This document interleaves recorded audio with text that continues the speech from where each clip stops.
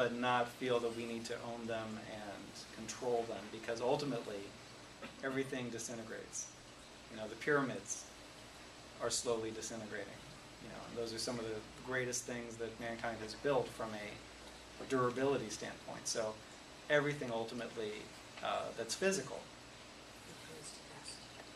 returns to dust. So we need to hold on to that which is spiritual. Makes sense? That's my pleasure. I have a few topics I want to cover today, and I'm going to go through them fairly quickly. Maybe not. It's right on top. It was right there, I didn't see it. I took some courses a few years back from a very dear friend of mine, Morgan Shepherd, who came here to the temple last summer and did a course. And I wanted to this is a document that came from one of her teachings that I wanted to share with you. And she calls it the 7 Secrets of Abundance. And so I'll share them with you in brief. So thank you, Moira, for these. The first secret of abundance is source. And that is really understanding when we talk about source, we're talking about God and the universe and the divine part of that which is within you. And it is only when you are separate from source, when you believe you are separate from source, of course, because you never actually ever are. When you are connected to source and you understand that it is impossible for you to go without your needs unless you are the only one cutting yourself off from them. Source provides for you in every way if you are open to receive and open to have that flow coming in. Worthiness. If you have any mental thoughts going on or emotions that say you are not worthy of that flow coming into you, that you didn't get good enough grades in college, that you haven't worked hard enough, that you were irresponsible on your last job, or whatever mental things you've decided to chastise yourself with that have created a belief system of lack of self-worth, that will be an initial thing that will cut you off from any kind of source. You are an aspect of the divine. That in and of itself, in any way, shape, or form, makes you worthy. You are divine. How could you be anything other than worthy? Is there anything in the light that is unworthy? Nothing unworthy exists.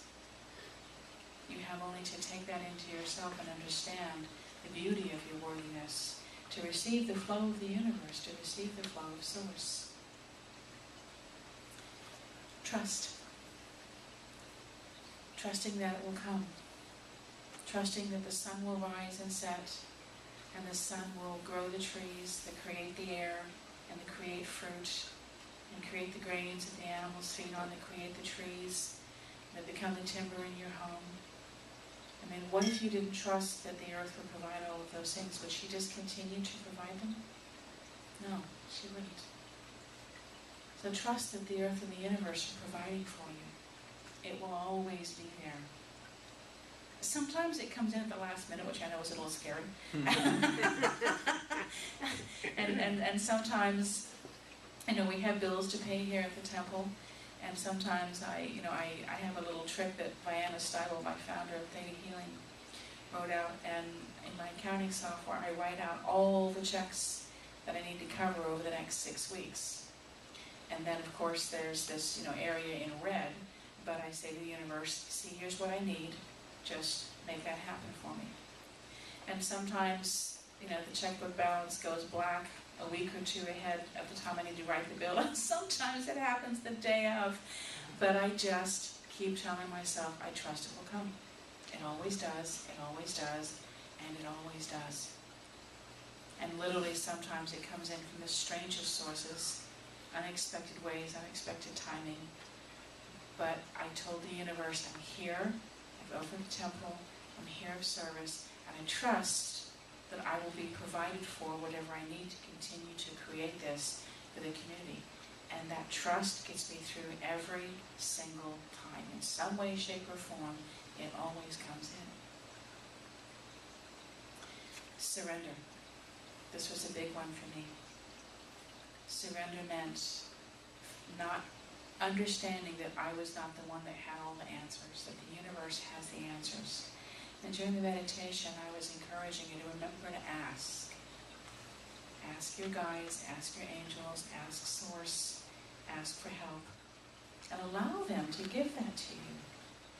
You know, the workaholic, I don't know if Jerry and I are the only workaholics in the room, recovering workaholics, I should say. Any other recovering workaholics in the room? Oh, how proud you, I know there's more of you. I just know it.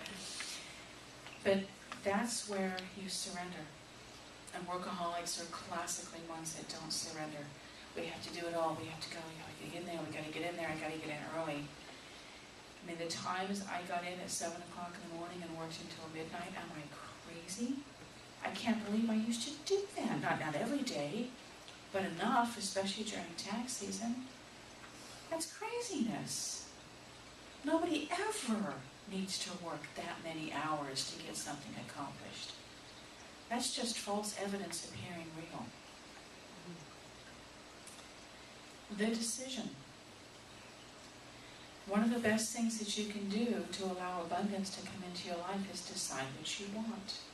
It's really difficult for the universe to say, to give you something when you say, I want that job, I don't want that job. I really want that new car. No, I don't. It'll be too expensive for me to maintain. Or I really want to go on vacation, but I can't leave my sister. You know, when you waft back and forth, the universe hands is tied. Decide what you want. And I get confused when I hear different things. I hear, decide what you want, but don't micromanage the universe, but then be very specific. So I would say, I want flow to come into the temple. That's very specific.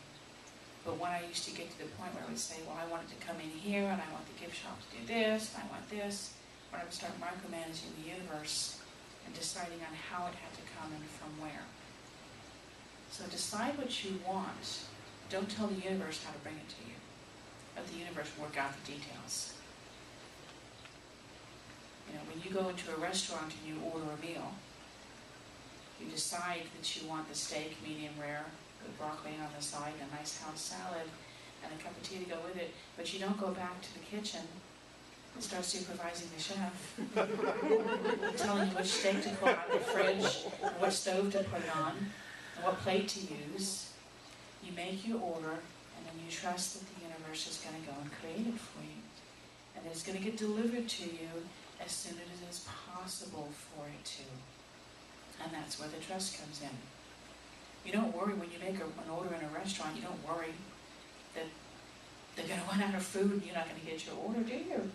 You know, the waiter would tell you they didn't have that special anymore. So when you make your order, you sit down and you decide what you want, and then you trust that it's coming. And if it's not perfect, you get to send it back, don't you? If it's not what you ordered, you get to send it back. Take aligned actions.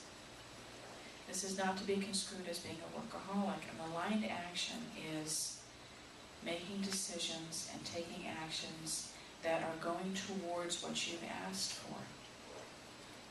So if you've asked for,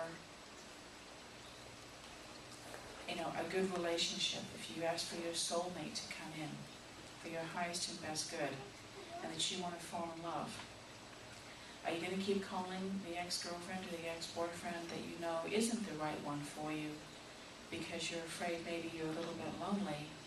That's not an aligned action. While you are making decisions that are right to the left of what you want instead of going right to the center. So an aligned action is when you decide what you want, every decision that you